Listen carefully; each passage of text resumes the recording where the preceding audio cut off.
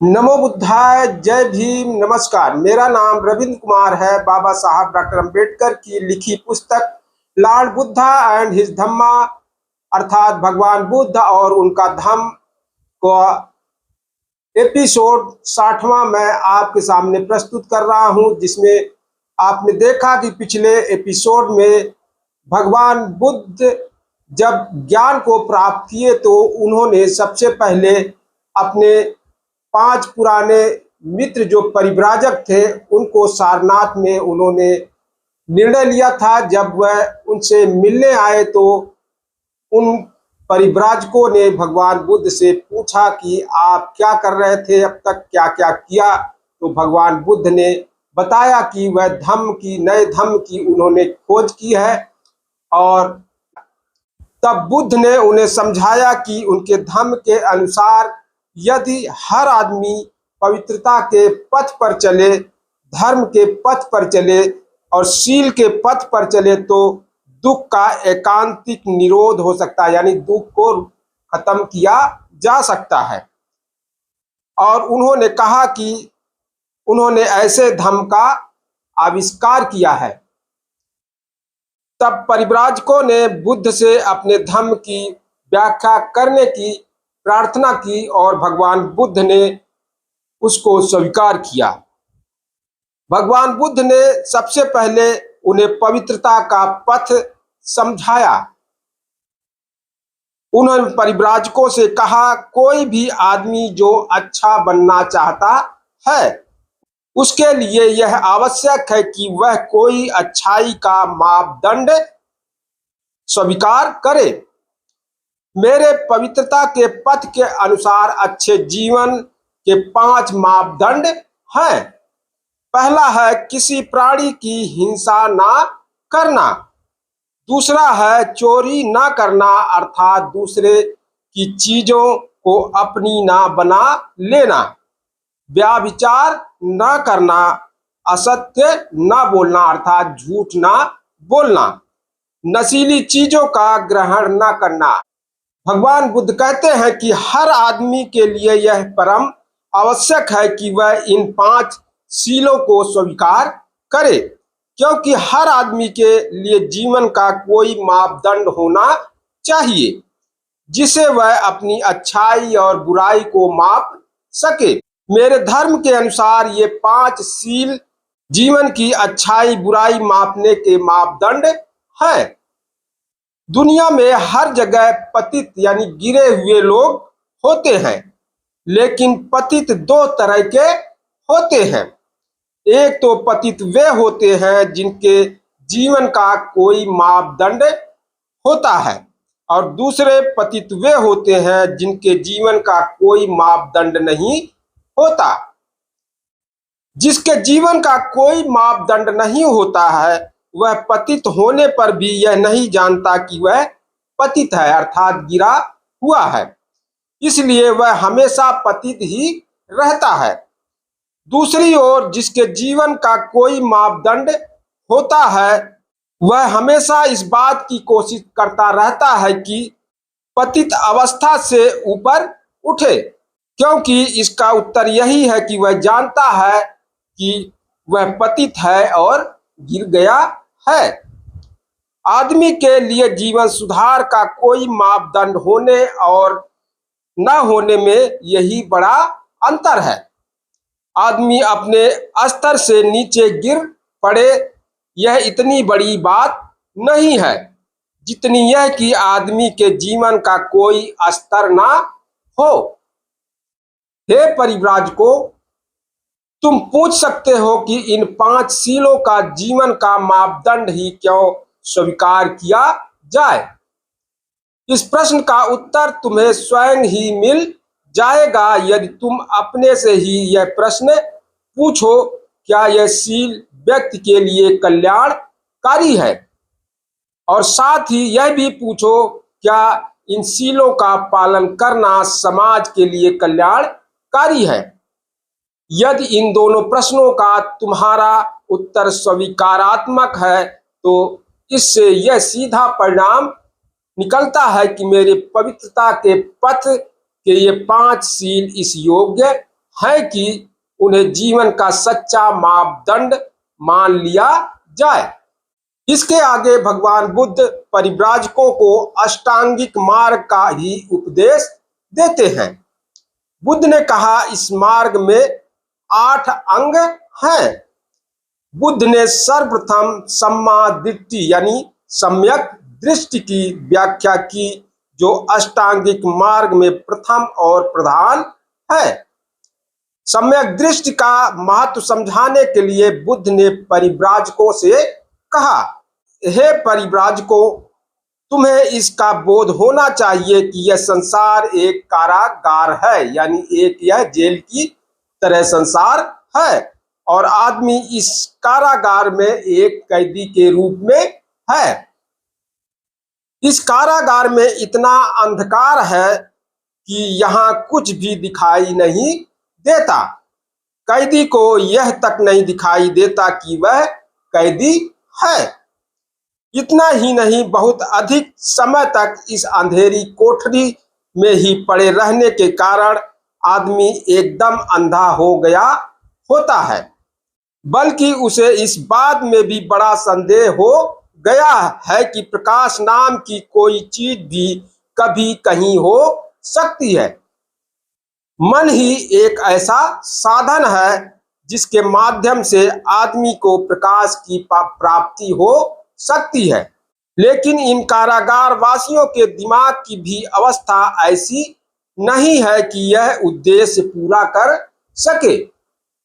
इनका दिमाग जरा सा प्रकाश मात्र आने देता है। इतना ही है कि जिनके पास आंख है वह यह देख सके कि अंधकार नाम की भी कोई वस्तु है। इसलिए ऐसी समझ बड़ी सदोष है। लेकिन हे परिव्राजकों, कैदी की स्थिति ऐसी निराशाजनक नहीं है जैसी यह प्रतीत होती है, क्योंकि आदमी में एक बल है, एक शक्ति है जिसे संकल्प बल या इच्छा शक्ति कहा जाता है। जब आदमी के सम्मुख कोई उपयुक्त आदर्श उपस्थित होता है तो इस इच्छा शक्ति को जागृत और क्रियाशील बनाया जा सकता है। आदमी को यदि कहीं से इतना भी प्रकाश मिल जाए कि वह यह देख सके कि उसे अपनी इच्छा शक्ति को किस दिशा में अग्रसर करना चाहिए, तो आदमी अपनी इच्छा शक्ति को ऐसा संचालन कर सकता है कि वह अंत में उसे बंधन मुक्त कर दे। इसलिए यद्यपि आदमी बंधन में है तो भी वह स्वतंत्र हो सकता है, चाहे हम उसे उस दिशा में ले जा सकते हैं। इसलिए यद्यपि आदमी बंधन में है तो भी वह स्वतंत्र हो सकता है। वह किसी भी समय ऐसा पहला कदम उठा सकता है कि एक न एक दिन वह स्वतंत्र होकर रहे। यह इसलिए कि हम जिस किसी दिशा में भी अपने मन को ले जाना चाहे, हम उसे उस दिशा में ले जा सकते हैं। मन ही है हमें जीवन रूपी कारागार का कैदी बनाता है और यह मन ही है जो हमें कैदी बनाए रखता है। लेकिन मन ने ही जिसे बनाया है, मन ही उसे नष्ट भी कर सकता है। मन अपनी कृति को मटिया मेट भी कर सकता है। यदि उसने आदमी को बंधन में बांधा है तो ठीक दिशा में अग्रसर होने पर यही आदमी को बंधन मुक्त कर सकता है। यह है जो सम्यक दृष्टि कर सकती है। तब परिव्राजकों ने प्रश्न किया कि सम्यक दृष्टि का अंतिम उद्देश्य क्या है। बुद्ध ने उत्तर दिया, अविद्या का विनाश ही सम्यक दृष्टि का उद्देश्य है। यह मिथ्या दृष्टि की विरोधनी है और अविद्या का अर्थ है कि आदमी दुख को ना जान सके, आदमी दुख के निरोध के उपाय को ना जान सके, आदमी इन आर्य सत्यों को ना जान सके। सम्यक दृष्टि का मतलब है कि आदमी कर्मकांड की क्रियाकलाप को भी व्यर्थ समझे। आदमी शास्त्रों की पवित्रता की मिथ्या धारणा से मुक्त हो। सम्यक दृष्टि का मतलब है कि आदमी मिथ्या विश्वास से मुक्त हो। आदमी यह न समझता रहे कि कोई भी बात प्रकृति के नियमों के विरुद्ध घट सकती है। सम्यक दृष्टि का मतलब है कि आदमी ऐसे मिथ्या धारणाओं से मुक्त हो जो आदमी के मन की कल्पना मात्र है और जिनका आदमी के अनुभव या यथार्थता से किसी प्रकार का संबंध नहीं है। सम्यक दृष्टि का मतलब है कि आदमी का मन स्वतंत्र हो, आदमी के विचार स्वतंत्र हो। हर आदमी की कुछ आशाएं होती हैं, आकांक्षाएं होती हैं, महत्वाकांक्षाएं होती हैं। सम्यक संकल्प का मतलब है कि हमारी आशाएं, हमारी आकांक्षाएं ऊंचे स्तर की हो, निम्न स्तर की ना हो, हमारे योग्य हो, अयोग्य ना हो। सम्यक वाणी का मतलब है कि आदमी सत्य ही बोले, आदमी असत्य ना बोले, आदमी दूसरी की बुराई ना करता फिरे, आदमी दूसरे के बारे में झूठी बातें ना फैलाता फिरे, आदमी किसी के प्रति गाली गलौज या कठोर वचनों का व्यवहार ना करे, आदमी सभी के साथ विनम्र वाणी का व्यवहार करे, आदमी व्यर्थ की, बेमतलब की, मूर्खतापूर्ण बातें ना करता रहे, बल्कि उसकी वाणी बुद्धि संगत हो, सार्थक हो और सो उद्देश्य हो। जैसे मैंने समझाया कि सम्यक वाणी का व्यवहार न किसी के भय की अपेक्षा रखता है और न किसी के पक्षपात की। इसका इससे कुछ भी संबंध नहीं होना चाहिए कि कोई बड़ा आदमी उसके बारे में क्या सोचने लगेगा अथवा सम्यक वाणी के व्यवहार से उसकी क्या हानि हो सकती है। सम्यक वाणी का मापदंड न किसी ऊपर के आदमी की आज्ञा है और न किसी व्यक्ति को हो सकने वाला व्यक्तिगत लाभ है। सम्यक कर्मांत योग्य व्यवहार की शिक्षा देता है। हमारा हर कार्य ऐसा हो जिसके करते समय हम दूसरों की भावनाओं और अधिकारों का ख्याल रखें। सम्यक कर्मांत का मापदंड क्या है? सम्यक कर्मांत का मापदंड यही है कि हमारा कार्य जीवन के जो मुख्य नियम है उनसे अधिक समन्वय रखता हो। जब किसी आदमी के कार्य इन नियमों के समन्वय रखते हो तो उन्हें हम सम्यक कर्म कह सकते हैं। प्रत्येक व्यक्ति को अपनी जीविका कमानी होती है, लेकिन जीविका कमाने के ढंगों में अंतर है। कुछ बुरे हैं, कुछ भले हैं। बुरे ढंग से वे हैं जिनसे किसी की हानि होती है अथवा किसी के प्रति अन्याय होता है।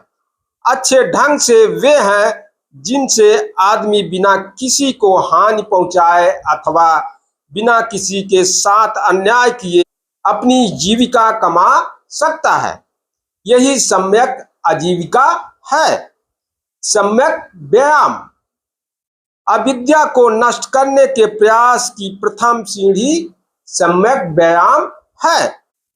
इस दुखद कारागार के द्वार तक पहुंचने का रास्ता ताकि उसे खोला जा सके। सम्यक व्यायाम के 4 उद्देश्य हैं। एक है अष्टांगिक मार्ग विरोधी चित्त प्रवृत्तियों की उत्पत्ति को रोकना। दूसरा है ऐसी चित्त प्रवृत्तियों को दबाना जो उत्पन्न हो गई हो। तीसरी है ऐसी चित्त प्रवृत्तियों को उत्पन्न करना जो अष्टांगिक मार्ग की आवश्यकताओं की पूर्ति में सहायक हो। चौथा है ऐसी उत्पन्न चित्त प्रवृत्तियों में और भी अधिक वृद्धि करना, उनका विकास करना। सम्यक स्मृति का मतलब है हर बात पर ध्यान दे सकना। यह मन की सतत जागरूकता है।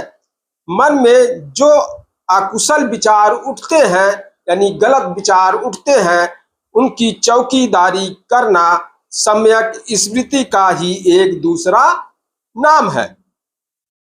हे परिव्राजकों, जो आदमी सम्यक दृष्टि, सम्यक संकल्प, सम्यक वाणी, सम्यक कर्मांत, सम्यक आजीविका, सम्यक व्यायाम तथा सम्यक स्मृति को प्राप्त करना चाहता है, उसके मार्ग में 5 बाधाएं या बंधन आते हैं। ये हैं लोभ, द्वेष, आलस्य, विचिकित्सा तथा अनिश्चय। इन बाधाओं को, जो वास्तव में कड़े बंधन ही हैं, जीत लेना या तोड़ना आवश्यक है। इन बंधनों से मुक्त होने का उपाय समाधि है। लेकिन परिव्राजकों, यह समझ लेना चाहिए कि समाधि और सम्यक समाधि एक ही बात नहीं है। दोनों में बड़ा अंतर है। समाधि का मतलब केवल चित्त की एकाग्रता है। इसमें संदेह नहीं कि इससे वैसे ध्यानों को प्राप्त किया जा सकता है जिनके रहते ये 5 संयोजन या बंधन स्थगित रहते हैं। लेकिन ध्यान की ये अवस्थाएं अस्थायी हैं, इसलिए संयोजन या बंधन भी अस्थायी तौर पर ही स्थगित रहते हैं। आवश्यकता है चित्त में अस्थायी परिवर्तन लाने की। इस प्रकार का अस्थायी परिवर्तन सम्यक समाधि के द्वारा ही लाया जा सकता है। खाली समाधि एक नकारात्मक स्थिति है, क्योंकि यह इतना ही तो करती है कि संयोजनों को अस्थायी तौर पर स्थगित रखे। इनमें मन की अस्थायी परिवर्तन निहित नहीं है। सम्यक समाधि एक भावात्मक वस्तु है। यह मन को कुशल कर्मों का एकाग्रता के साथ चिंतन करने का अभ्यास डालती है और इस प्रकार मन की संयोजना उत्पन्न अकुशल कर्मों की ओर आकर्षित होने की प्रवृत्ति को ही समाप्त कर देती है। सम्यक समाधि मन को कुशल और हमेशा कुशल ही कुशल सोचने की आदत डालती है। सम्यक समाधि मन को यह अपेक्षित शक्ति देती है जिससे आदमी कल्याणरत रह सके। इसके बाद बुद्ध ने उन परिव्राजकों को शील का पथ या सद्गुणों का मार्ग भी समझाया। उन्होंने बताया कि शील के पथ का पथिक होने का मतलब है इन सद्गुणों का अभ्यास करना। शील, दान, उपेक्षा, नैष्क्रम, वीर, शांति, सत्य, अधिष्ठान, करुणा और मैत्री। उन परिव्राजकों ने बुद्ध से इन सद्गुणों का यथार्थ अर्थ समझना चाहा। तब बुद्ध ने उनकी शंका मिटाकर उन्हें संतुष्ट करने के लिए कहा, शील का मतलब है नैतिकता, अकुशल ना करने की प्रवृत्ति, यानी गलत काम ना करने की प्रवृत्ति और कुशल करने की प्रवृत्ति। बुराई करने में लज्जा भय मानना। लज्जा भय के कारण पाप से बचे रहने का अभ्यास करना शील है। शील का मतलब है पाप भीरुता, यानी पाप से डरना। नैष्क्रम का मतलब है सांसारिक काम भोगों का त्याग। दान का मतलब है बदले में किसी भी प्रकार की स्वार्थ पूर्ति की आशा के बिना दूसरों की भलाई के निमित्त अपनी संपत्ति का ही नहीं, अपने रक्त, अपने शरीर के अंगों और यहाँ तक कि अपने प्राणों तक का बलिदान कर देना। वीर का मतलब है सम्यक प्रयत्न। जो कुछ एक बार करने का निश्चय कर लिया अथवा जो कुछ करने का संकल्प कर लिया, उसे अपनी पूरी सामर्थ्य से करने का प्रयास करना और बिना उसे पूरा किए पीछे मुड़कर नहीं देखना। शांति का मतलब है क्षमा क्षमाशीलता। घृणा के उत्तर में घृणा नहीं करना, यही इसका सार है, क्योंकि घृणा से तो घृणा कभी मिटती ही नहीं। क्षमाशीलता से ही घृणा का मर्दन होता है। सत्य का मतलब है मृषावादी ना होना, यानी झूठ ना बोलना। आदमी को कभी झूठ नहीं बोलना चाहिए, उसे सत्य और केवल सत्य ही बोलना चाहिए। अधिष्ठान का मतलब है अपने उद्देश्य तक पहुंचने का दृढ़ निश्चय। करुणा का मतलब है सभी मानवों के प्रति प्रेम भरी दया। मैत्री का मतलब है कि सभी प्राणियों के प्रति भातृभावना यानी भाईचारा हो। मित्रों के प्रति ही नहीं, शत्रुओं के प्रति, आदमियों के प्रति ही नहीं, सभी वीरवशेष प्राणियों के प्रति। उपेक्षा का मतलब है अनासक्ति, वह दूसरे के दुख सुख के प्रति निरपेक्ष भाव रखने से सर्वथा भिन्न वस्तु है। यह चित्त की वह अवस्था है जिससे प्रिय अप्रिय कुछ नहीं है, फल कुछ भी हो उसकी ओर से निरपेक्ष रहकर साधना में रत रहना। इसलिए इन सद्गुणों का आदमी को अपनी पूरी सामर्थ्य भर अभ्यास करना होता है, इसलिए पारमिता कहा गया है।